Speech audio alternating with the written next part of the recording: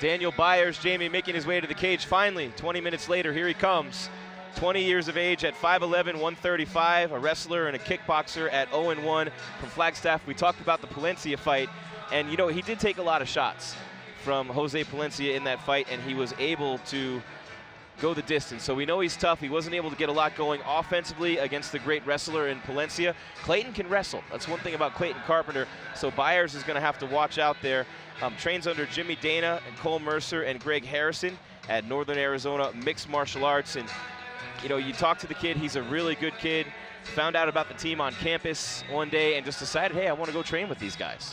You know, this kid is tough. There's something to be said about the true grit of a fighter, and this guy, Daniel Byers, is a fighter, and he's a fighter's fighter. But why does he keep taking these tough fights? I don't understand. Like, you just fought one of the best amateurs in the state of Arizona out of Arizona Combat Sports. Now you're going for, like, the prodigy, the most highly anticipated up-and-coming fighter out of Power MMA, Clayton Carpenter. The kid's won every tournament from wrestling to pancration to Brazilian Jiu-Jitsu. He's a tough kid, and he keeps taking these tough fights. So I respect him for it, but as far as, you know, turning this into a career, you got to be careful on who you choose for your opponents.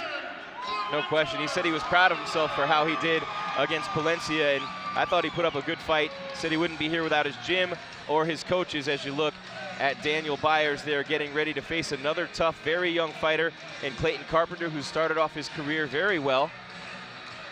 And he's going to be cornered by his father, Clay, and of course, Aaron Simpson, Andre Maracaba, Brazilian Jiu-Jitsu, one of the best Jiu-Jitsu coaches around. Clayton, we mentioned, has won multiple tournaments across the world, Jamie. Gold medalist, we're talking about, in places like Russia, like Greece. He's been traveling and fighting for years. He might be 18, but in fight years, he's a lot older than that. Yeah, I mean, this kid's a stud. I don't have anything bad to say about him. He is a stud. I mean, he's got 100%. You know, support from his family, which is huge. My family didn't really appreciate or like what I did in the beginning. They learned to love it, but his dad is all in. His dad and his family will take him anywhere in the world to help him chase his dream of one day getting that UFC gold wrapped around his waist. And there's Clay right there with the goatee. I've known this family for years. Used to ring announce when Clayton would compete in youth pancration matchups. It seems like yesterday, it was a few years ago now. And I love this about him. His favorite fighter is Donald Cerrone because of how aggressive he is and how he'll fight anyone at any time. But he just says, hey, I grew up fighting. You ask him what his fighting style is, he says vicious. He will be aggressive. He will come right at Daniel Byers. He wants to keep doing what he's doing with the goal to be in the UFC. His dad was born in Prescott. Clay was senior, so that's one thing that Clayton's very proud of, to fight in his father's hometown. Wants to finish every single fight that he fights in. As we take a look at Rage Babe Deidre, we have Daniel Byers and Clayton Carpenter, 135-pound amateurs here at Rage in the Cage 178. Let's go up to Rick. All right, ladies and gentlemen, this bout is brought to you by Cricket Wireless, and these are the principles.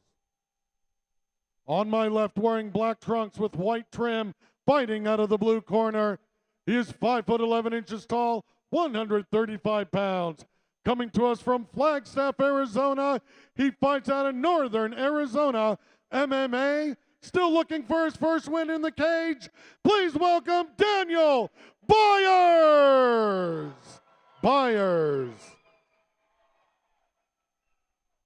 His opponent on my right, wearing multicolored blue and black trunks, fighting out of the red corner, hails from Gilbert, Arizona, and is 5'6" tall, 135 pounds. He fights out of Power MMA and has an impressive record of 3 wins against no losses. And yes, he is the 18-year-old phenom, Clayton Concrete Carpenter. Third man in the cage, Mr. Brad Frank. Oh, man, that's a tough fight to take. Clayton Carpenter and Daniel Byers. See Byers on the left, 0-1. Clayton 3-0. 20 against 18, 5'11", 5'6".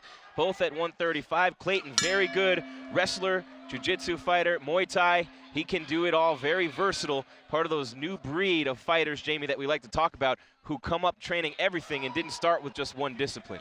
No, and you see a little bit of difference from his debut in Rage in the Cage 175 to Rage in the Cage 178. He's taking it slow. He didn't just run right out there at the guy and try and finish him. He's feeling him out. He's growing as a fighter. He is maturing right before our eyes. But then also, we have the unique style and the tall opponent in Daniel Byers. Clayton got him with a nice right after a kick. Now a left hook from Carpenter, getting right in there on Byers, who's trying to keep Carpenter away from him, using that jab a little bit, trying to keep his distance wisely from Clayton Carpenter. I don't like how Byers is keeping that left hand so low. If I was Clayton, I would be looking to just throw that overhand right off his jab and just night's over. Nice takedown by Carpenter there. Now working from top position on Byers. He's trying to lock that right arm in. Clayton continuing to work in half guard.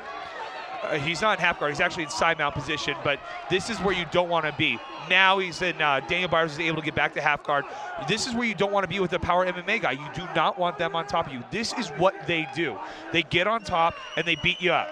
And Clayton Carpenter, he just so happens to be one of the best grapplers in the state of Arizona. And Byers is not in a good position right here, but he looks real calm. He's very, very poised right here. I'm hoping that this fight, A, either gets stood up, or B, he's able to get back to his feet, because that's where he had the most success, was on his feet with that long, rangy style. Carpenter continuing to work from top position on Byers, who finds himself in a tough spot here early on in round number 1 against a kid who's very comfortable fighting on the ground. Byers continuing to work, and Clayton now taking full mount on Byers. Clayton doing what he does best. He went right from half guard, past the mount, looking to do some ground and pound here. Byers actually wants to give up his back, but now you got the arm bar. Arm bar. Got it locked in there real tight on Byers, does Clayton Carpenter. And that's it.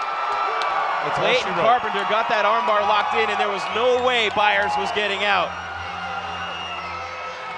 That was a great transition. I mean, that was just superior technique right there. He was ground and pounding, waiting for Daniel Byers to start pushing him away, get those arms up, went right for that arm bar. That is beautiful technique, real basic, but there's nothing you can do when you're getting punched in the face. And he's making sure that his hair's not messed up for the post-fight pictures that he's going to take with his coaches and family members and things like that. And Jamie Varner is going to head up to the cage to talk to Clayton Carpenter in just a second after the official decision. So Jamie's going to run up and talk to Clayton as you see the crowd there, fans excited. Look at the smile on the face of Aaron Simpson. There's Andre Maracaba. Andre's happy because this was a submission win. Clayton had won by a TKO. He had won by a decision, but Andre's his jiu-jitsu coach. He wants to see some submissions, and he got one tonight with that armbar from Clayton in the first round. Let's take a look at the replay of how Clayton Carpenter won this fight to go to 4-0. See him there duck under the punch from Byers. As the two were exchanging on the feet early, and then Clayton got in for the takedown, and once he got that takedown, he worked his way from side mount to half guard to full guard, and then as he was on top in full mount of Byers, he was able to grab that arm, as you see it right there, yank down on that arm bar, and it was only a matter of time after Clayton readjusted, which you'll see here in just a minute, and there's the tap from Daniel Byers. Your winner is Clayton Carpenter. Let's go up to the cage to Rick Reyes for the official decision.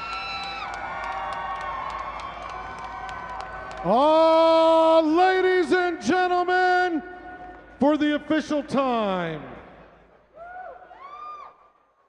2 minutes, 15 seconds in the very first round. Your winner due to tap out submission armbar. Fighting out of the red corner, Clayton Concrete Carpenter!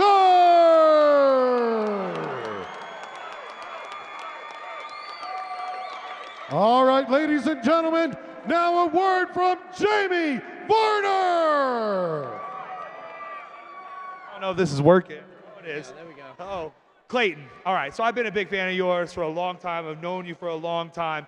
Really excited. Dude, 4-0 now. Just tell us, what's next for you? 4-0 sounds good. Just to let everyone know, in the arena, my dad was born in Prescott, kind of a hometown, so make some noise. Make some noise, let's go. I just plan on keep winning, keep getting as many fights as I can, and keep winning, keep dominating. So your dad was telling me that he wants to take you all over the country, keep you fighting amateur. How many more fights do you want as an amateur until you go pro? As many as I need to go up and crush shit. All right, Clayton Carpenter, everybody.